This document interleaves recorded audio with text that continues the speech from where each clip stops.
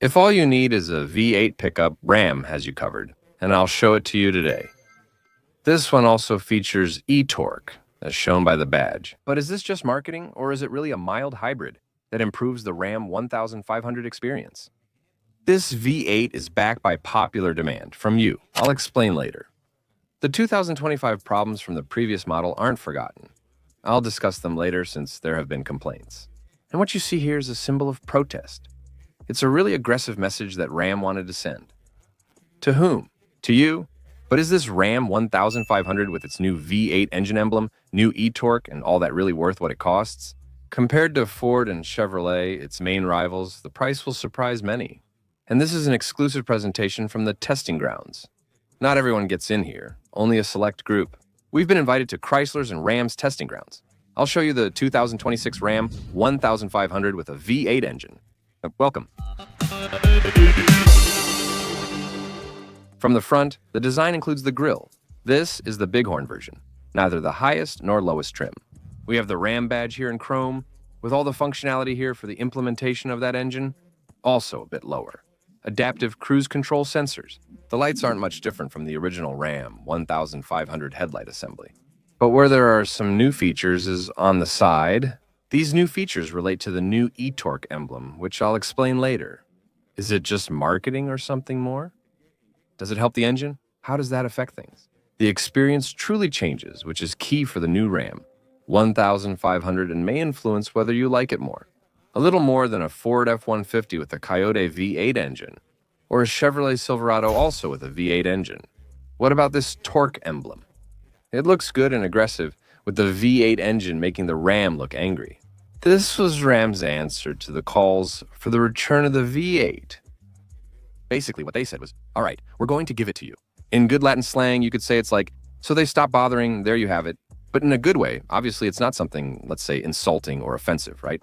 In a good way. They made this logo to say, here's the V8, that's it. We're starting fresh, friends again. And there you go with the V8 for whoever wants it, for $1,200 more.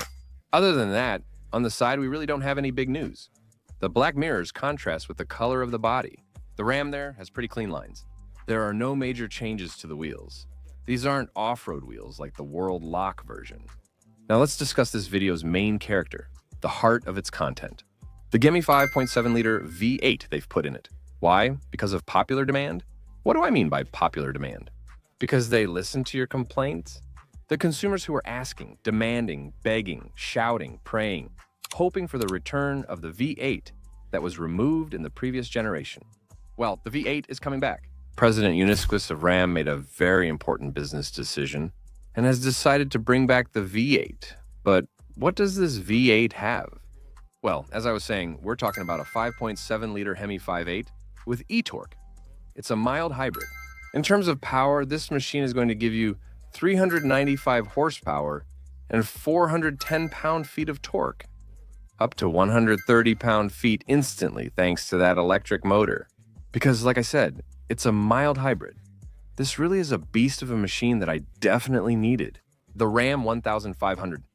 And the transmission, we're talking about an 8-speed automatic transmission. It's the same automatic transmission that Ram has been refining over the past few years. And when you drive it, obviously the experience is that feeling you get from a V8 because it's different. Yes, regardless of what they say about the Hurricane, the 3.0 or turbo, a V8 is still a V8. And here we accelerate because we have open ground, a road at our disposal here on Chrysler's test grounds. Should I press it? I hope you can pick up the sound through the camera. And look, wow, Peralta and everything here, how nice. I love the experience of coming to drive here. It's beautiful. We land here after the curve. Good steering communication, I was driving another truck on the way from the hotel here, a Ram 2500, the heavy-duty one, and the steering was super sluggish. No feedback at all, no communication. This one does feel more like a truck steering, more like a pickup truck. The feeling we get is nice, so I like this sensation. Let's say the V8 gives you not just the sound, but the whole experience of power and the connection it has with the driver. The connection, is formidable. Well, the rain has come down on us here at the Chrysler test grounds. That won't stop me from describing the interior now. we'll make the most of our time. This is the interior of the Bighorn, which is neither a top nor base trim. It sits in the middle of the lineup with a 14-inch screen and the usual ram's head, right? If you hadn't noticed, that shape looks like a ram's head, with the horns as air conditioning vents. Anyway, it has a 14.5-inch digital screen with an updated Uconnect system. This screen sometimes takes a little while to respond. That's one of the flaws that Ram and many Stellantis vehicles have had with this Uconnect system, with their digital integrations. Well, it's a flaw. The instrument panel is approximately 12 inches with analog combinations and a digital panel right in the middle. The 2026 steering remains the same. What about everything else? Well, you just found cloth seats, but I'm telling you, is this the Bighorn? In other models, like the Lynx, you have leather seats and also some wood trim. You have your 4x4 control, here are some buttons for sensors, here traction control, and connectivity for charging your phone. And well, this is typical, this whole central console setup that we already know from other Ram products. Here we don't have a sunroof, no moonroof, no panoramic roof. This is the space you can rely on in the back. You can travel comfortably. This is the Ram's cabin, and over here, a bit to show the storage space. For many people, the storage space in the Ram 1500, the one with the V8 engine, is very important. The sound system is Harman Kardon, but not in this one. In this one, we have the Alpine sound system, and in other models, it does come standard with the premium Harman Kardon system. Now, let's discuss another key aspect of the new Ram 1500. If you enjoy the video, please like and subscribe. Did you know that I attend exclusive events, exclusive invitations like this one? Besides this, other videos are controversial. I bring rankings, I bring accessories, everything for people who love cars. Or if you're buying a vehicle, the content on my channel is also very useful for you, so give it a like, subscribe so my videos keep showing up for you, and I really appreciate it from the bottom of my heart. Let's continue. There are other aspects here that contribute to the experience, but the V8's feeling truly steals the spotlight. But anyway, I can't leave out that the visibility is very good, great stability in the curves, with a lot of poise. I really feel very little, despite all the weight, very little body roll in this car, and it's nice in itself. Pushing a little, coming out of the curve, feeling the sensation of the V8 at your disposal. It's a very good position, quite comfortable for driving. I feel like there's good visibility, and overall, the vehicle, as I mentioned before, communicates very well. Now, let me explain the e-torque system to you, because just to avoid confusion, it's not a full hybrid system. It can't move the pickup or vehicle using only electricity. It's an electric motor that's connected to the gasoline engine and to a 48-volt battery. It helps so that, for example, here I'm going to try it out. It gives you more push, more torque, especially when starting off good acceleration. Do you already feel a little bit of lag there, like it's choking? Yes, but that e-torque system, well, like I said at the beginning, it's not just marketing, it's not a full hybrid, but it does help. Already? Also, when you brake, it recovers energy and stores it in the battery. That's basically what e-torque is. It's one of the main new features for this new Ram 1500 offer with the 2026 V8 engine. More additional data. The towing capacity is up to 11,470 pounds, and the payload capacity is 1,750 pounds. The estimated fuel consumption. Well, we already know it's 17 miles per gallon, 7.2 liters in the city, and 23 miles per gallon, 9.8 kilometers per liter. On the highway, it's slightly improved with the e-torque. But now let's talk about complaints that buyers have had. The owners of a Ram 1500, but with the Hurricane engine. What complaints were there before 2025? Well, they've complained about some vibrations when the vehicle stopped, obviously with the engine on. They've also complained about the fuel consumption, which wasn't what was promised. Truck owners expected better fuel efficiency from their 6-cylinder vehicles, but have complained it's lacking and reported losing confidence. In terms of resale value, that when they go to sell it, when they decide to get rid of their Ram 1500, regarding the resale value, having a V8 compared to the Hurricane 6-cylinder meant losing resale value.